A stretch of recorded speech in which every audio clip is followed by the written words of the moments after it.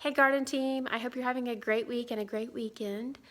Just to let you know, I won't be here on Sunday. I have Lisa Van Dyne, who's going to be the lead, so she's going to be here to help you guys with whatever you need.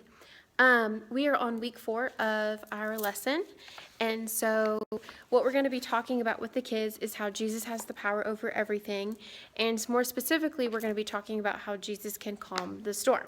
So the nice thing for you all is we have a volunteer who's coming in and going to be getting the classrooms completely set up.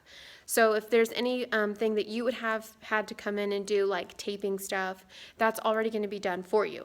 So when you come into your rooms, 2, 3, and 4-year-old and 5-year-old teachers, what's going to happen is you're going to see that the first activity that we are doing is something called Friendly Boat.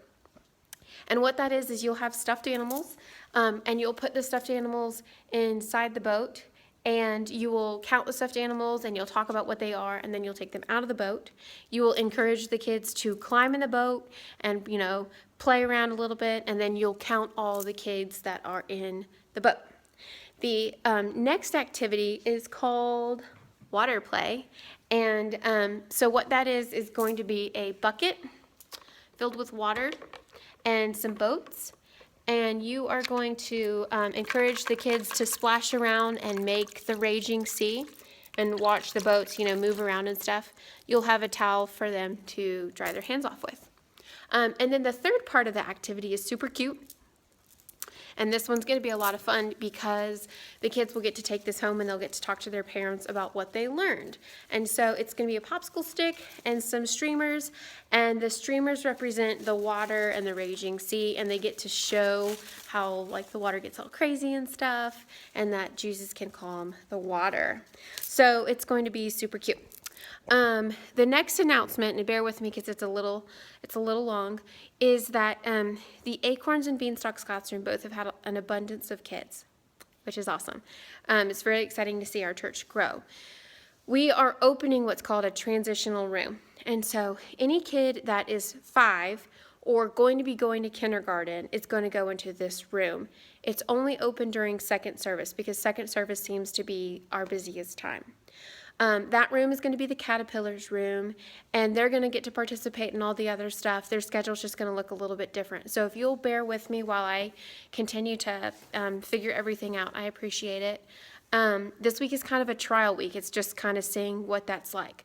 So here's what I need from you. If you are an Acorns or Beanstalks teacher at second service, when you go check your kids in and you're looking down at the roster, if you will do me a favor and ask the kids, the parents, if their child is already 5, if they will go ahead and take the kids over to the Caterpillars room, and somebody will be over there to get them checked in.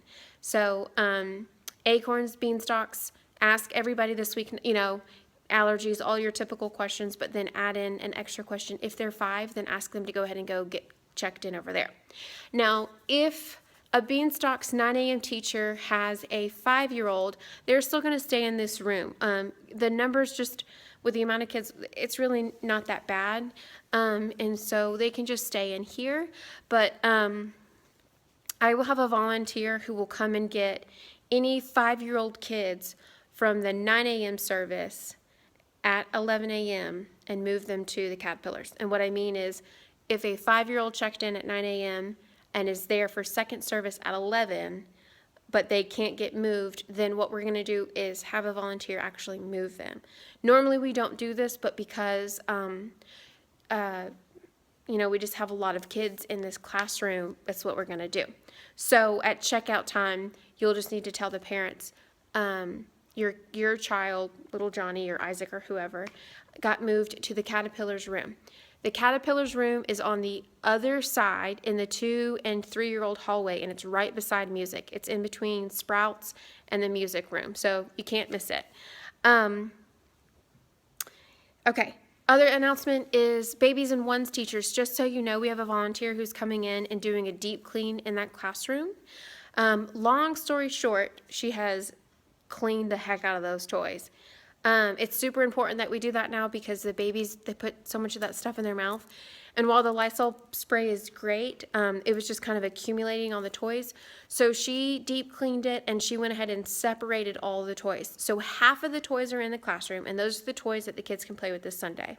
What she's going to do is we're going to swap them. She will come in during the week and she will swap the toys and deep clean the dirty ones that were used from the previous Sunday and put the clean ones out. So that's going to be done in all the classrooms, but this week we're starting in the baby's room.